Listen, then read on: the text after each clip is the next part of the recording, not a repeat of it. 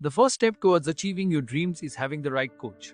Get the best education with forensic classes by Diksha and make your NET forensic exam dreams come true. Download the app now. Types of classes, 2 types of classes में कौन कौन सी classes available है? एक को हम कहते हैं video lecture course और दूसरे को हम कहते हैं स्टडी मटेरियल कोर्स।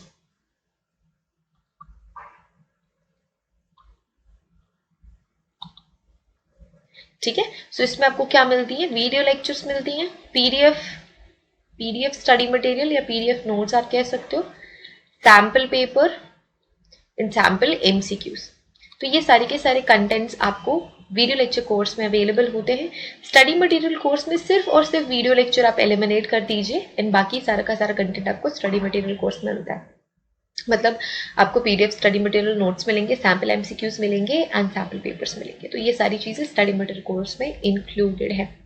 अगर आप एनरोल करते हैं हमारे कोर्स में एंड सब्सक्रिप्शन लेते हैं तो आपको मिलती है high quality video lectures, concised study material and mock test. तो ये तो हो गया complete course, video lecture course से related. Study material and mock test ये दोनों ही स्टडी मटेरियल कोर्स से।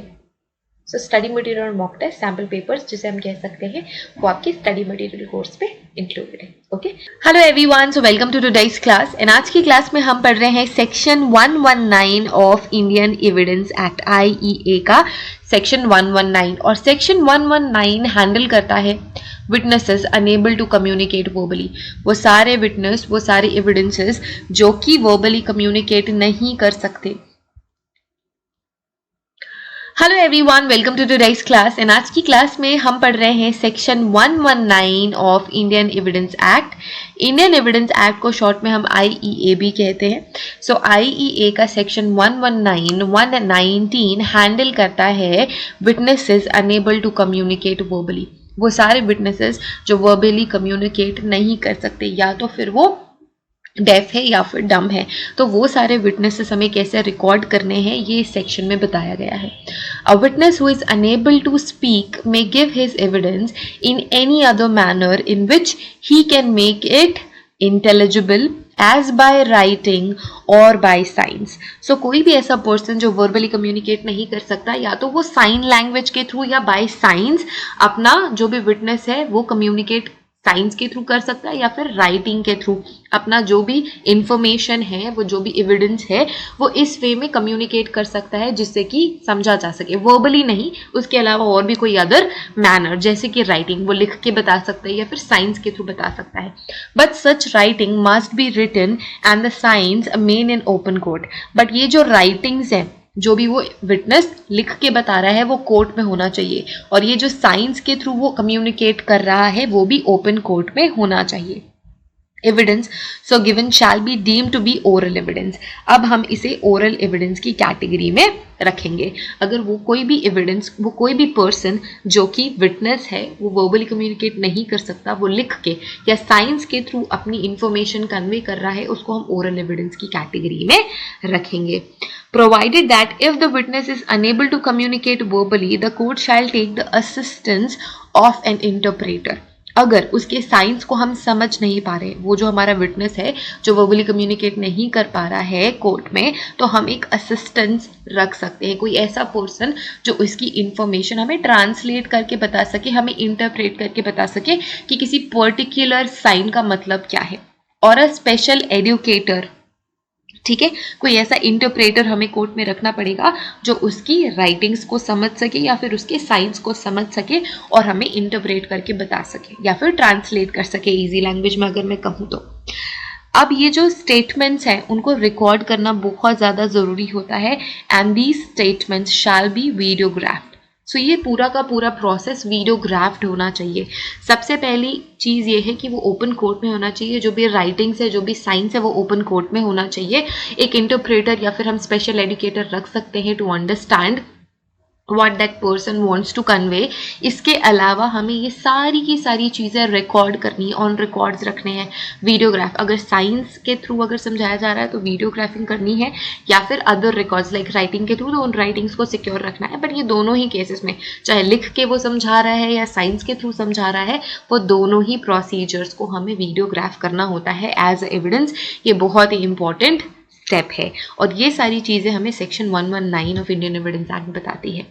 अब when a deaf and dumb person is examined in the court, कोई भी ऐसा पर्सन जिसको हम एग्जामिन कर रहे हैं कोर्ट में, and that person is not able to hear और convey the message, you can say the court has to exercise a due causation and take care of assertion before he is examined that he possess an requisite amount of intelligence that he understand the nature of oath। अब इसको समझो, अगर कोई भी person deaf and डम है तो हमें उसको पहले एग्जामिन करना पड़ेगा। हमें ये पता लगाना पड़ेगा कि जो पर्सन विटनेस बन के आया है उसे ओथ की अंडरस्टैंडिंग है या नहीं है, उसे एक पर्टिकुलर अमाउंट ऑफ इंटेलिजेंस है या नहीं है, मतलब उसे सीरियसनेस, जो भी केस है या फिर जिस भी केस के लिए वो विटनेस बन के आया है उसकी इंफॉर्मेशन है या नहीं है, वो कितना इंटेलिजेंट है, उसे ओथ की सीरियसनेस के बारे में पता है या नहीं पता है, उसके नेचर के बारे में पता है या नहीं पता है, या फिर ओवरऑल अंडरस्टैंडिंग है या नहीं है। तो ये कोर्ट का साइट है कि वो एग्जामिन करे उस पर्सन को, और अगर वो deaf and dumb person fit है तब जाके हम विटनेस लेते हैं। On being satisfied on this, the witness may be administered oath by appropriate means, that also be with the assistance of interpreter। अब जब हम ये पता लगा लेते हैं कि हाँ ये पर्सन पूरी तरीके से मेंटली फिट है एंड अंडरस्टैंड करता है हर एक नेचर को, पूरे इन्वेस्टिगेशन के नेचर को अंडरस्टैंड करता है, ओथ के नेचर को अंडरस्टैंड करता है, तो कोर्ट इससे सेटिस्फाई हो जाती है, या फिर जो हमारा लॉ एडमिनिस्ट्रेशन डिपार्टमेंट है वो इससे सेटिस्फाई हो जाता है। तब हम विटनेस को एडमिनिस्टर करते हैं ओथ में, फिर हम एक इंटरप्रीटर की हेल्प से उसको ओथ दिलवाएंगे। However in case of a person can read and write, it must be desirable to adopt that. अगर वो पर्सन लिख सकता है और पढ़ सकता है, ठीक है, कभी कभी कुछ केसेस में क्या होता है कि वो लिख पढ़ भी नहीं सकते हैं, बट अगर कोई भी विटनेस जो बोल नहीं सकता, सुन नहीं सकता, अगर वो लिख और पढ़ सकता है तो डिजायरेबल यही रहता है कि हम लिखने और पढ़ने वाले मेथड को ही अपनाएं। This method is more satisfactory than sign language। So sign language को हम क्या कर सकते हैं, स्किप कर सकते हैं। sign language थोड़ी कॉम्प्लिकेटेड हो जाती है। अगर कोई भी विटनेस लिख और पढ़ सकता है तो हम उसे ही अडॉप्ट करते हैं, वो ज़्यादा डिजायरेबल है। Law requires that there must be a record of sign and not the interpretations of sign। अब ये जो लॉ है वो ये हमें कहता है it must be recorded, sign को हमें रिकॉर्ड करना है, जो इंटरप्रिटेशन है साइन के उसे नहीं रिकॉर्ड करना है, बट जो एक्चुअल साइन है, जो ओरिजिनल एविडेंस है, हमें उसे रिकॉर्ड करना है।